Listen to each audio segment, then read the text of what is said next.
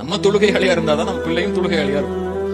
நம்ம நம்முடைய பெற்றோர்களுக்காக பணிவிடை செய்யக்கூடிய துவா செய்யக்கூடிய மக்களாக இருந்தாதான் நம்முடைய பிள்ளைகளும் நம்ம இறந்ததுக்கு அப்புறம் நமக்காக பிரார்த்தனை செய்வாங்க. நம்ம குர்ஆன் ஓதக்கூடியவங்களா இருந்தாதான் பிள்ளைகளும் குர்ஆன் ஓதுவாங்க. நம்ம மனோ இச்சைகளை விட்டு ஆசாபாசங்களை விட்டு குடும்பத்தை விலகி இருந்தாதான் நம்முடைய பிள்ளைகளும் அதை விட்டு விலகி இருப்பாங்க. இன்னைக்கு எதிர்மறையா எல்லாமே இருக்கு. பிள்ளை குர்ஆன் ஓதணும், ஆனா வாப்பாக்கு குல்ஹுவல்லா அஹத் அந்த 3 சூறாவை தவிர ஒரு சூறா தெரியாது. பிள்ளை தொழுகணும் 5 வக்து, ஆனா வாப்பா அம்மா தொழ மாட்டாங்க. பிள்ளை இஸ்லாமிய ஸ்கூல்ல போய் இஸ்லாமிய பாடங்களை படிக்கணும், ஆனா வாப்பா அம்மா எந்த மதரசாக்கும் போய் அல்லது எந்த ஒரு இஸ்லாமிய கல்வி நிலையத்துக்கும் போய் மார்க்க கல்வியை தேட மாட்டாங்க. இந்த எதிர்மறை இருக்கக்கூடிய குடும்பத்தில் வளரக்கூடிய குழந்தை நடிக்கும், ஆனா மார்க்கத்தோட வளர நல்லா நாடாத வரைக்கும்.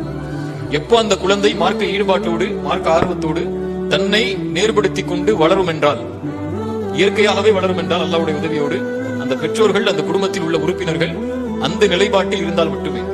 இல்ல நம்ம சொல்றதுக்காக செய்யலாம், நம்ம சொல்றதுக்காக மதரசா போகலாம், சொல்றதுக்காக தொழலாம், சொல்றதுக்காக குர்ஆன் மனனம் செய்யலாம், சொல்றதுக்காக ஸ்கூல்ல போய் இஸ்லாமிய பாடங்களை படிக்கலாம். ஆனா அது வாழ்வா மாறுமா அப்படின்னா, வாழ்வா மாறுறதுக்குரிய சந்தர்ப்பம் அல்லாஹ் அந்த தேர்ந்தெடுப்பில் இல்லை என்றால் காரணம் நம்ம தான் இருக்கும்.